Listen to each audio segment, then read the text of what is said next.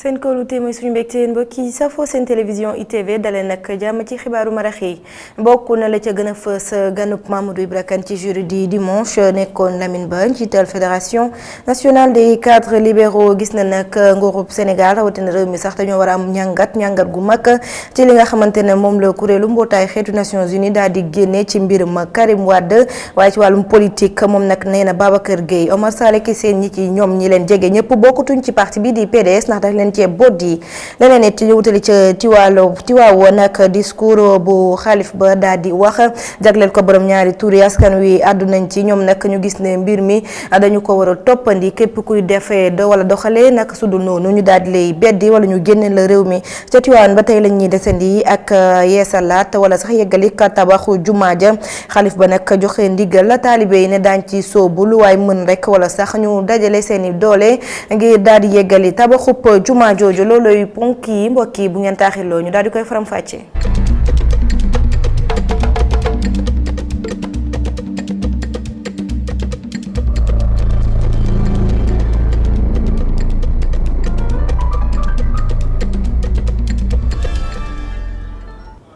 salaamaaleykum mbokki xibaar yi nu ko junjee la ñu koy daal di door rek ganu Mamadou Ibra Kane ci jury di dimanche nekkoon Lamine Ba moom nag mooy porte parole adjoint bu parti bi di PDS daal dinay addu jëmale ci rapport bi nga xamante ne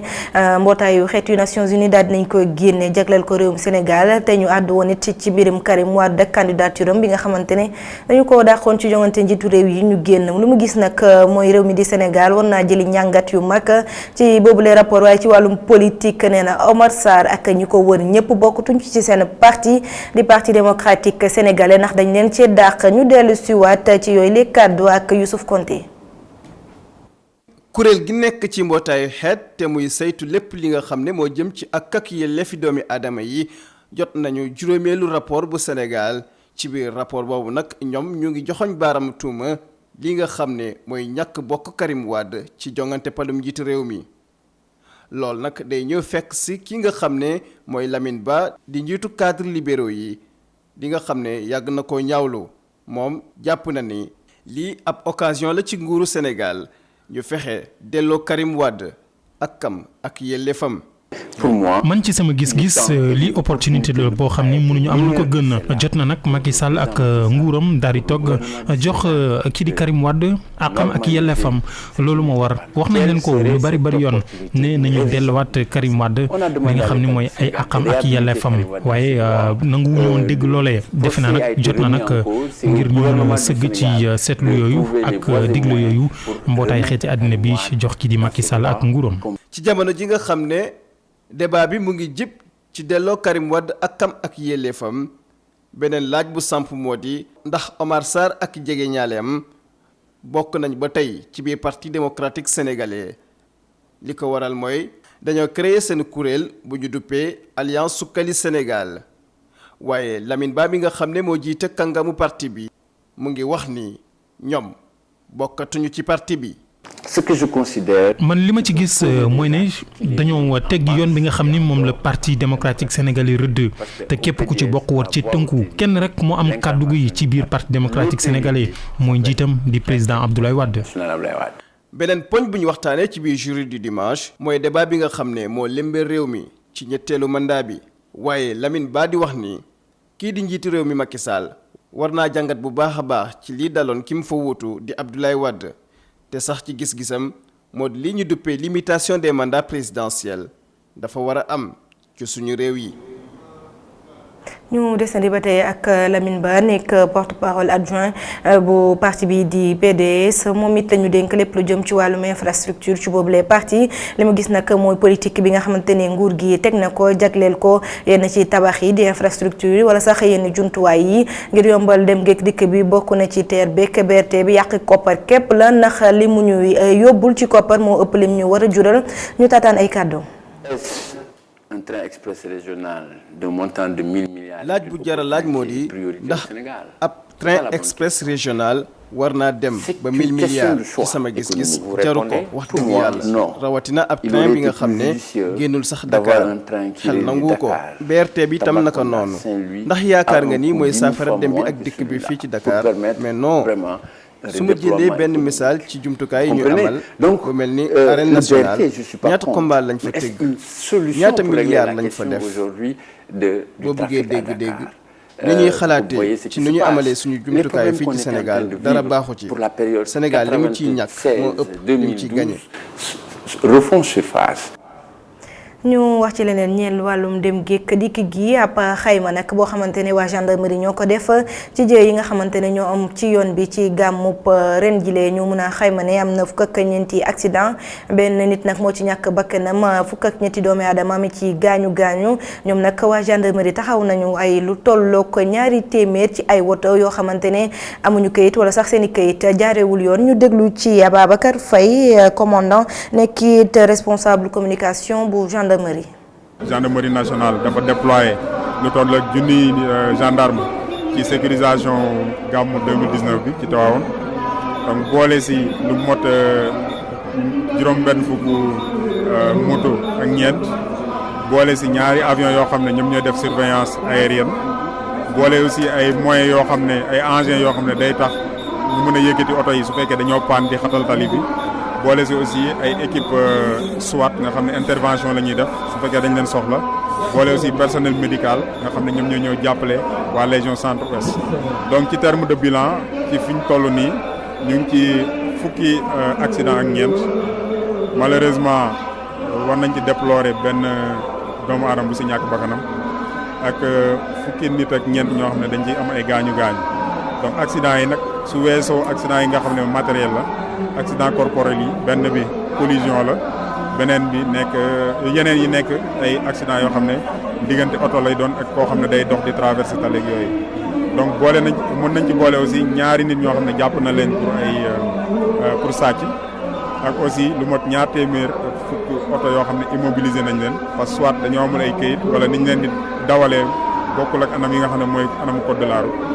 loolu am na ay oto yoo xam ne ay automobile la mais aussi am na ay charrette am na ay moto am na ay vélo. ñu wax ci leneen lu lëmbee jamono mooy borom ñaari tur yi ak mbir yi ni muy gën a lawee ci réew mi xalifa général di Tidiane nag daal di ci àddu jokkaat bi baaraamu tuuma ne lépp lu ci motuwaay da ko war a jël ngir mbir mi daal di dakk askan wi it gisee ni mel waaye ñeneen ñi nag gis ne li koy sookee ci lu bëri mooy toppandoo ñeneen ñi nga xamante ne ñoo nekk ci réew yi waaye nag ñeneen ñi seen xalaat mooy wàllum yar gi képp moo tax léegi borom ñaari tur yi di góor jigéen yi bëri bu baax ci réew mi reportage Tidiane Cissé Souleymane Diallo. mu toog ci buntu këram Assane Gueye am na lu toll ci 67 ans moom taalibe Tidiane la bu yàgg déglu li sëriñ yi di digle bi mu déglu li xalif général de Tidiane wax ci mbirum góor jigéen démb ci rajo ba dafa kontaan. man nag sama xol dafa sedd ci discours bi te wax na ko it heure bi mu ko war a waxee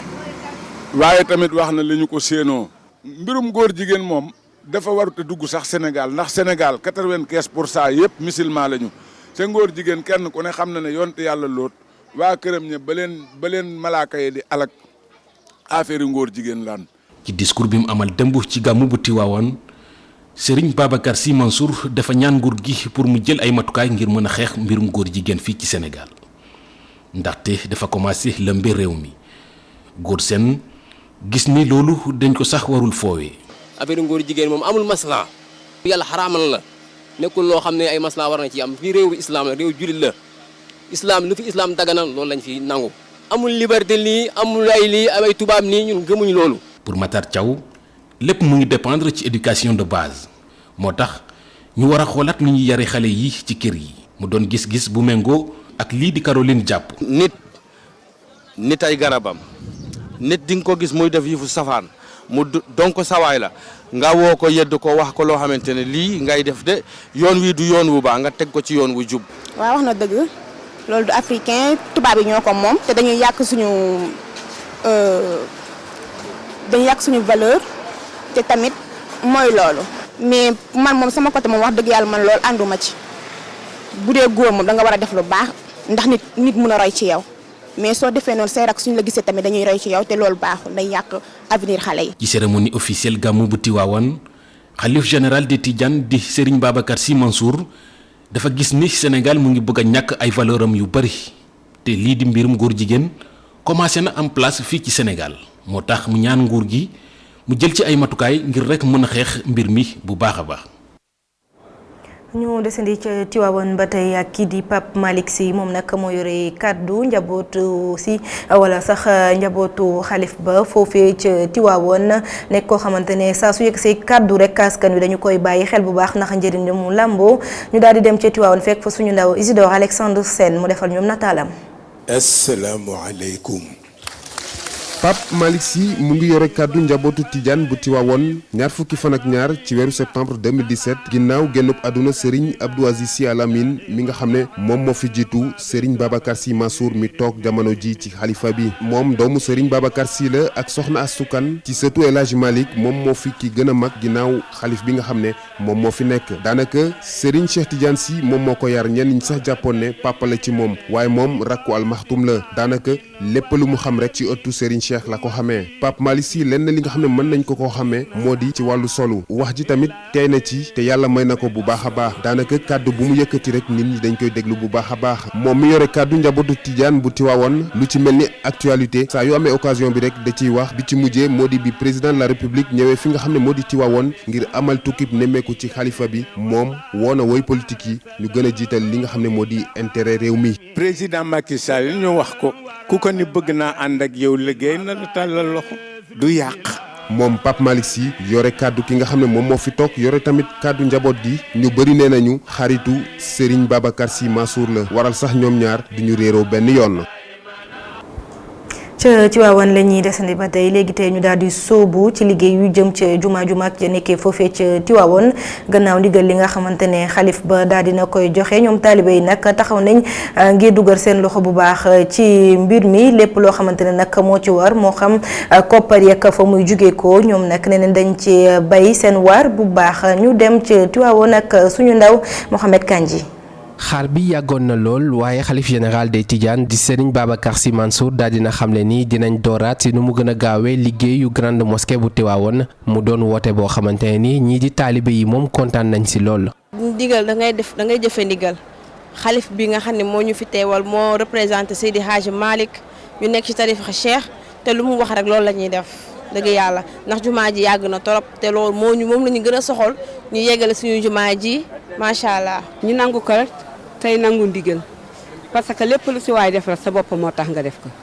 ñun ñaan si yàlla suñu borom ñun jullit yëpp nañu booloo nekk benn di xàccindoo di dóorandoo boole xoli bu nekk benn ashhadu an laa ilaaha illallaah ji yëpp benn la. liggéeyu jumaa jooju ñu daal di koy dakkal boobaak léegi jege na ñaar fukki at commencé woon na sax di jaaxal ñii di taalibe yi nga xamante ne ni ñoom nee nañ noppi nañ ngir def ci seen koppar. damay xalaat ñi nga xam ne ñu ngi liggéey ci sama ron ñu jéem a organiser benn tontine comme ça ñu dajale loolu ñëw indi suñu participation ma digal ko itam sama yeneen xaritu entrepreneur. fas yéene jàppale ko vraiment même village ba mu jógee fas nañ yéene ci li ñu programme yi incha allahu rabi dajale la ñu mën a dajale suñu kattan ba déwén incha allahu rabi indi ko fi jox leen ko ba ñu mën ko jàppandiku eggal si jumaa yi ci kàttanu yàlla incha allahu rabi. mu doon taax bu mag bu ñu def ci diggu Tiwaawoon kenn mënu ko ñàkk bañ a gis ndax sorooram ak ni ñu ko tabaxee xalif général des Tidianes daal dinay xamle ni daal dina dénk mission boobu benn comité de pilotage fi ñu toll nii nag li ci des mooy ku ci nekk dugal ci sa loxo ngir ñu mën a eggali jumaa ji nga xamante ne ni Serigne Abdou Aziz Sy Dabakh moo tegoon xeer bu njëkk bi. ñu dem ci gox bi ñu dippee Daaru Salaam nekk ci biir Tiwaawoon li ko wutee rek nag yeneen gox yi mooy dafa am ab jàkka joo xamante ne doj bu njëkk ba Serigne Abdou Aziz Sy Dabakh moo ko tegoon jàkka ja ñàkk ma nga fa ba tey ndaw ñi ñu nga sóobu ca liggéey ba di wéyandi la nga xamante ne moom la fa maam Abdou Aziz Sy Dabakh bàyyi woon reportage Pape Ibrahima Ndiaye. mënees nañoo jàpp ne quartier la comme yu ko yeneen yi nekkee waaye mu am benn taarix muy jàkka ji nga xam ne nekk na fi Daaru Salaam nekk ci Tiwaawoon jàkka bu mu am nag ñu ngi ko taxawal ci atum 1970 yi te ku teg xeer bu njëkk bi mooy Serigne Abdou Aziz Sy Dabakh moom mi nga xam ne moo fi nekkoon xalifa général Tidiane. jàkka ji ñu dendal nekk na jàkka joo xam ni sunu kilifa sunu maam sunu lépp muy Serigne Abdou Aziz Sy Dabakh moo ko fi ñëw teg pose première pierre. waaye li jiitu loolu dañuy sant de passage di ñaanal tamitam sunu maam sunu lépp mi soxna Aysatu Wan mu dëkk ci kër gi ni jàkkaar lool suuf si ñu tabax tey jii jàkka ji moom moo ko joxe fi sabilillahi mu nekk loo xamante ni si ba mu ko defee Serigne Abdou ñëw teg pose première pierre bi suñuy baay nekkoon fi ci lu jiitu loolu lotissé woon koñ bi dëkkoon ci koñ bi nekkoon ay magi daara ñii di ay murit ñii di ay tijaan ñu dëkkan boo xamante ne si communauté bi leen boole communauté islamique la. Maam Abdou Sy Dabakh da doon faral di ñëw fii nag di nemmeeku mag yi nga xam ne ñoo fi nekk waaye tamit fexe ba kër diine yépp doon benn. lu jiitu loolu daan na fi ñëw ndax dafay amoon ay taalibe yoo xamante ne si yu mag la ñu woon ñu nekkoon ci biir kër Seydil Hadji Malick tey njaboot googu dellu si waat na sax ba mu jël kuñ naan Chérif Haydara mu dugalaat ko ci biir Daaru Salaam mu nekk imaamu ratib mu am fi soxna sunu maam Aysata Wan mi nga xamante ne si moo joxe woon suuf bi soxnaam buñ naan doomam buñ naan Asukan Sall tey ji moom moo nekk soxnaam. gannaaw ba Maam Dabakh làkkoo ak ñenn ci mag yi nga xam ne ñoo nekk ci quartier bi ndaw ñi di def seen kéemtalaay kàttan ngir wéyal liggéey bi nga xam ne bàyyi nañ ko fi. boo génnee nii ci ginnaaw lépp ab àll la woon ak ay mango ba 1985 ba 86 jàpp 88 ay jamono buñ leen woon kaay dëkk fi sax da ngay lànk ndax lépp àll la woon ñi bokk fi nekk ay mag ñu baax ay magi diina ay magi lislaam taxawal jàkka ji taxawal tarixa yi murit yi nekk murit taxawal yoonu murit tijaan yi nekk tijaan taxawal yoonu tijaan mais bu lislaam soxlaa dañuy bàyyi lépp ñu dundal lislaam àndandoo ko ci benn. lépp fanweeri at a ngi ñu taxawal ko jàkka bu nekk ci Daaru Salaam daanaka amul coppite waaye muy woy di nekk bërëb bi nga xam ne mooy symboliser liggéey bi nga xam ne Serigne Abdou Aziz Sy Dabakh def na ko fi. ci waawoon nag wàllum paj mi desuloon benn yoon ginnaaw ak mouvement action ñoom ñetti fan nag la ñu sóobu ñetti fan yoo xamante ne ku feebar da nga ñëw faju te doo joxe benn koppar lu jëm it ca garab ya ñoo la koy daal di jox loolu nag dimbali askan wi nga xamante ne ñooy ñëw amal si seen gàmmu gunge leen ba jamono ju ñu ñibbi lu tollook nag juróom fukk ci ay médecin ña nga fa woon reportage bu daal ngaaj ko tàmm defee ci yeneen cérémonie religieuse yi mouvement action ñëw na teewee gàmmu 2019 bi fii ci Tivaouane mu doon ab innovation boo xamante ne nag bu rëy la ci gàmmu ren bii. ba tey depuis ñetti fan xale yaa ngi fi objectif mooy ñu xool lu mat junni nit ci kii bi boo xoolee pratiquement médicaments yi ñu indi woon jeex na démb mais yow wutuwaat tey pour wane ne li ñu yaakaaroon sax weesu nañ ko fopp mais loolu sant yàlla la parce que loolu ñu war a mën liggéeyal suñu réew liggéeyal suñu askan parce que yaakaar nañ loolu rek moo mën a tax Sénégal dem kanam jàppalante yàlla tax te Sénégal wane nañ ne benn bopp la benn dëkk la te lii rek moo mën a tax dal jàmm am moo tax ñun diñ ci bàyyi dara luñ ci mën fii ak feneen dañ ko def pour Sénégal ñu gën a ànd niñ koy defee ci jàng bi action dañ koy def ci jàng bi ci éducation bi di ko def ci wér-gu-yaram bi di ko def ci jàppale jigéen ñi pour ñu am liggéey di ko def ci environnement bi di ko def ci surtout dimbali sa morom teel a tax dimbali ki mënul ki mën dimbali ki mënul ki am dimbali ko amul et bu ñu ko defee Sénégal dina jëm kanam. plateau technique bu relevé moom professeur Daouda Ndiaye déplacé na équipe médecin bu spécialisé ci domaine yu bari pour ñu ñëw jàppale ñu ñëw ci gàmmu gi ak ay consultation gratuite mu doon loo xamante ne nag lu rëy la ci Tivaouane. pour que ñi nga xam ne ay junni nit ñoo fay ñëw ñu ñëw xool ñu leen di jàppale pour que ñoom li ñu bëgg parce que wér-gu-yaram bi ñu moo fi gën a am solo ñu ne dañuy jàppale état dañuy jàppale collectivités locales yi jàppale population indi fi lu ëpp juróom fukki docteur fu nekk ak foo li ngeen xalaat muy ñi faj jigéen ñi ñi faj xol yi ñi faj ndaw ñi pharmacien yi ñi yor garab yi ñi nga xam ne ñooy sage-femme et cetera ñu ñëw ci population bi ci ndigalu xalif général bi sëñ Babacar. ci gàmmu 2019 bi ñu bëri consulté nañ leen mu doon initiative bu mouvement action ab initiative boo xamante ne taalibe tijaan yi rafetlu nañ ko lool. ñu daal di dellu si waat ci Ndakaaru wax ci l'air du temps ak ganam bokk na ci ay ponk yu bëri yoo xamante ne àddunañ ci mel ne mbëkk mi wàllum guerre bi waaye it taxawaayu Union africaine naka la war a jàppale réewu Afrique yi moom nag gan Alassane Samba Diop gis na rek Union africaine taxawaayam bokk na ci gën a jàppale ndaw ñi waaye it jigéen ñi ngir ñu gën a moytandu bu baax wàllum mbëkk bi moom nag njiit lay directrice exécutive bu coalition pour le dialogue sur l'Afrique la Alassane Samba Diop doon dalal ñu dellusiwaat ci mbir meek Omar Kane. Union africaine day wane rek li Afrique bëgg a gis waaye li xew ci siège bi foofu ci Addis Abeba ak li xew ci terrain bi wuute na lool directrice exécutive bu coalition pour le dialogue sur l'Afrique Souad Aden Ousmane moo ko xamle li jëm ci wàllum immigration kii njiite CODA di xamle ni téeméer yoo jël ñetti kese ñooy émigré génn Afrique mu wax ni immigration européenne bi dañ ko fësal rek ndax tubaab yi yàkkamte nañu gis fukki doomi Afrique ñëw ci seen dëkk ba ñu rëyal ko waaye lim bi demewul noonu mu teg ci ne njiit yi war nañu def lu bari ngir saafara jafe-jafe ndawu continent bi ak jigéen ñi coordonnatrice bu secrétariat du groupe de haut niveau et du consortium te di xeex koppar gi léwul ñaawlu bu baax ñaawteef yu ñu nemmeeku ci Afrique rawatina nag foofu ci Afrique du Sud ci moom Union africaine war na ci jóg waaye ba tey li Union africaine di wax bariwul lu mu koy jëfee li jëm ci wàllum rawale koppar gi léwul te Afrique di ci ñàkk koppar gu tàkku Souad Aden Ousmane wax ni dañoo nekk ci jamono xeex te xeex yombul te li ñu war a xeex bari lool. tàggat yaram ñu daal di wutali ca Kolda tey jii la nag la doon dalloo départ wala sax ubbiteef Tour Sénégal cyclisme maanaam dawalab vélo loolu nag jur mbégte ka bànneex ci ki nga xamante ne mooy maire ba Abdoulaye Bibi Baldé gannaaw ba mu ko rafetlu nag ne loolee dugg ne guleet Kolda di dëkk ba nga xamante ne moo ko jiitee dalloo xew-xew yi ni mel àdduna nag ci micro Seydou Diatta. ñu ngi koy rafetlu Kolda léegi macha allah ñu ngi organiser ay événements yu am doole yi nga xam ne Afrique yëpp moo koy seetaan tey cyclisme la donc loolu pour ñun lu am solo la parce que dañu yàgg organiser ay événements yu am caractère national festival journée forestière bi mu ngi fi woon journée nationale élevage wàllu culture organiser ñun fii aussi lu FESNAC ak yeneen yu bëri vraiment Kolda léegi macha allah organisé fii aussi phase nationale wàllu organisation mun nañ ko ñu ngi commencé nag nekk Kolda bu mën gan donc Kolda léegi dafa mën gan